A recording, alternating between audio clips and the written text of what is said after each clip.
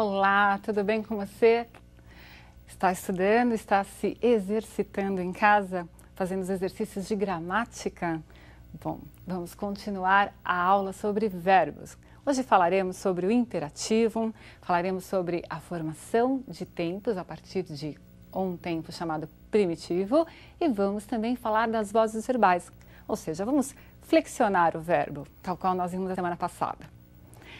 A primeira parte da nossa aula hoje é dedicada ao imperativo, que traz uma série de complicações.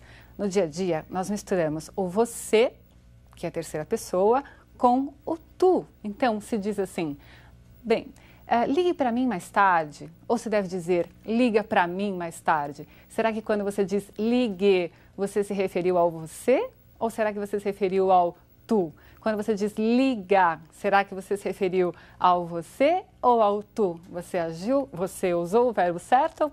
Você vai ter hoje a resposta prestando atenção à formação do verbo no imperativo. Comecemos.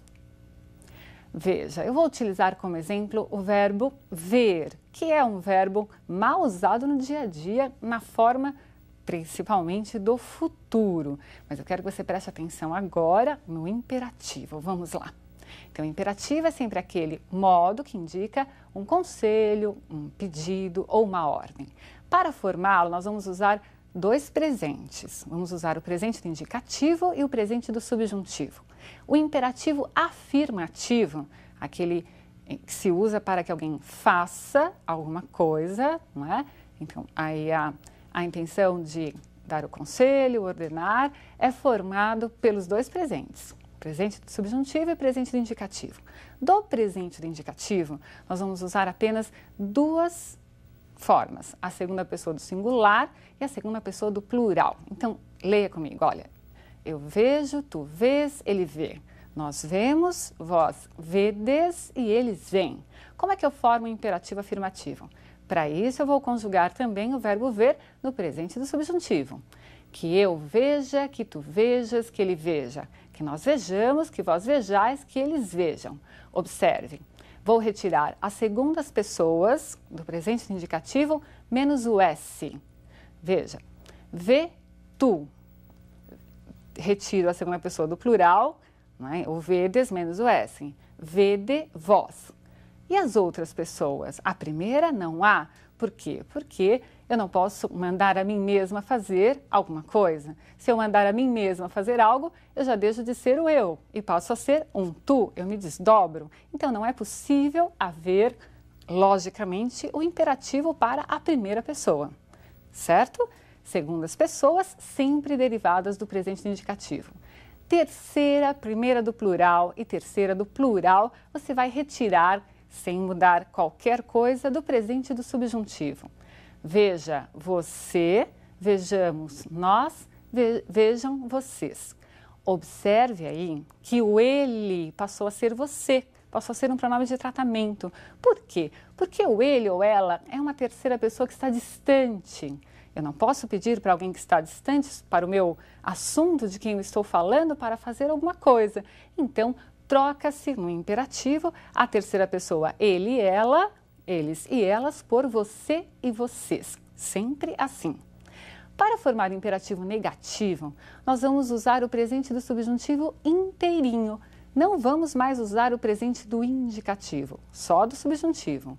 Basta que você coloque a partícula que indica a negação, nesse caso colocamos o advérbio de negação não, e basta que você copie as formas, com exceção da primeira pessoa, iguaizinhas àquelas que estão presentes no presente do subjuntivo. Então veja lá, não vejas tu, não veja você, não vejamos nós, não vejais vós, não vejam vocês. Viram?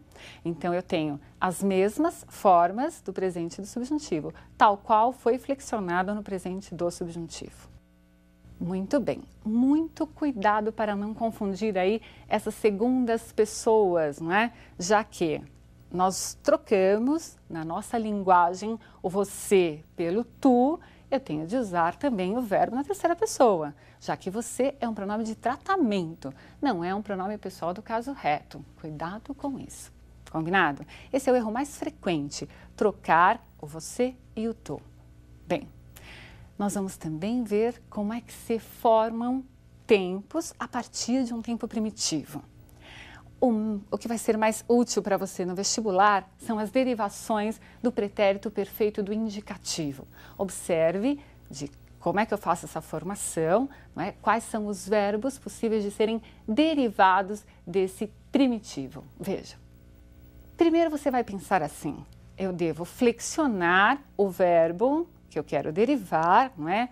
Flexioná-lo inteirinho no pretérito perfeito do indicativo, mas eu só vou utilizar a terceira pessoa do plural. Então, de novo, o verbo ver, não é? Veja que eu só coloquei aí na tela para você o verbo na terceira pessoa do plural. Eles viram, não é? Dessa terceira pessoa, no nosso exemplo, o verbo ver, nós vamos seguir uma sequência para tirar partes dessa desinência, que é o final do verbo, não é? E junto ao radical, nós vamos fazer transformações e criar outros tempos. Então, vamos organizar. Do pretérito perfeito do indicativo, da terceira pessoa do plural, é possível formar 3 tempos derivados: pretérito mais que perfeito, futuro do subjuntivo e pretérito imperfeito do subjuntivo. Como se faz isso? Veja lá, você tem eles viram, retira-se o M, vai ficar eu vira. Então, sempre que eu quero formar o mais que perfeito, eu vou à terceira pessoa do pretérito perfeito do indicativo e retiro o M. Então, ficou eu vira. Retire o AM menos o AM, a desinência do viram. Você está, veja, tirando partes. Você vai formar o futuro do subjuntivo. Na aula anterior, eu disse que você pode se utilizar de muletas. Então, palavrinhas que vão ajudar a flexionar os verbos no subjuntivo. Aqui no caso, eu usei o quando. Veja lá. Quando eu vir a minha amiga, darei o recado. Veja que não é quando eu ver a minha amiga, é quando eu vir, quando eu a vir. Tudo bem? Tiramos o AM e formamos o futuro do subjuntivo. Agora, o pretérito imperfeito do subjuntivo. A terminação desse tempo, nesse modo, no subjuntivo, é sempre o C, SSE. Então, nós vamos tirar agora o RAM, tiramos primeiro o M, depois AM e agora o RAM e vamos acrescentar essa desinência própria do imperfeito do subjuntivo. Então, ficou lá. Se eu visse sua amiga, eu teria dado recado, não é? Então, vejam que é aquela história da possibilidade do modo subjuntivo, sobre a qual nós já conversamos, mas observe como se formou essa pessoa, não é? Como se formou esse tempo. Eu só usei a primeira pessoa, porque a partir dela, certamente, você consegue continuar as flexões. Percebeu, então, de uma única pessoa, a terceira pessoa do pretérito perfeito do indicativo, nós formamos 3 tempos verbais. 1 do modo indicativo e 2 do modo subjuntivo, certo? Você entendeu, eu tenho certeza, e você deve se exercitar para fixar essas flexões, não é? E saber utilizá-las. Muito bem. Vejamos agora outra flexão, que é a da voz verbal.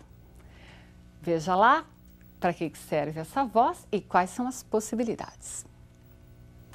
Voz é a forma assumida pelo verbo para indicar a relação entre ele, verbo, e o sujeito.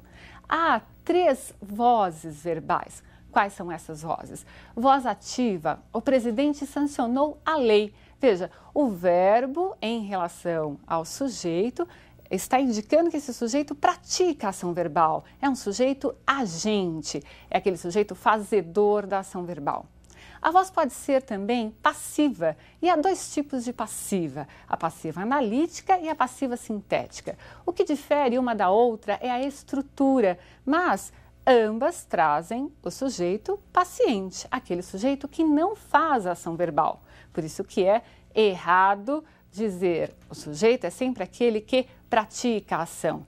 Veja, eu tenho um sujeito aqui que não está praticando, que é paciente. A lei foi sancionada pelo presidente. Quem fez a ação foi o presidente, mas eu estou falando sobre a lei. Então, a lei é o meu sujeito paciente. Mas para formar essa voz passiva, nós acrescentamos um verbo que é chamado de auxiliar. Normalmente é o verbo ser ou o verbo ter, e o verbo que vai ser necessariamente transitivo direto ou transitivo direto e indireto, é colocado no particípio, naquela forma que você já conhece, terminada em ado ou ido, ou chamado particípio irregular. Por exemplo, qual é o particípio de fazer? Não é fazido, mas é feito. Então, ou o particípio é regular ou ele é irregular. Muito bem. A outra voz passiva é a passiva sintética. Sancionou-se a lei. Veja lá, o verbo foi colocado na terceira pessoa do singular para concordar com o sujeito lei. Caso eu tivesse aí o sujeito no plural, eu deveria necessariamente colocar o verbo também no plural, porque agora a lei não é mais objeto, mas é sujeito. Essa estrutura de verbo na terceira pessoa, mais o pronome passivador, e o verbo necessariamente tem de ser transitivo direto ou indireto, faz com que se crie essa estrutura verbal. Vamos lá? Então, sancionou-se a lei. Se fosse as leis, nós diríamos sancionaram-se as leis. E o último tipo de voz verbal é a voz reflexiva. Júlia cortou-se acidentalmente. Ela cortou a si mesma, ela cortou ela mesma. Então, eu tenho aí um sujeito que pratica a ação verbal e está também recebendo a ação verbal. Mas quando ele recebe, ele está sendo representado por um pronome. Esse pronome é chamado reflexivo. E esse pronome reflexivo assume a função sintática de objeto. Ela cortou o quê? Cortou ela mesma, cortou a si mesma. Há também a reflexiva chamada reflexiva recíproca. Na reflexiva recíproca, nós temos mais de um sujeito que faz e recebe a ação verbal. Observe o exemplo. Júlia e Leonardo deram-se as mãos. Um deu a mão para o outro. Então, eu tenho aí a reciprocidade. O se, que é o pronome reflexivo, assume a função também aí de objeto. Às vezes o objeto é direto ou indireto, dependendo, obviamente, da transitividade verbal, não é? Então, eu tenho aí, deram o quê? As mãos, objeto direto. Deram a quem? A si próprios, entre si, objeto indireto. Muito bem. 3, então, são as vozes verbais. Você percebeu quais são as diferenças? Sujeito agente, voz ativa. Sujeito paciente, voz passiva, não é? Dividida em passiva analítica e sintética, estruturas diferentes.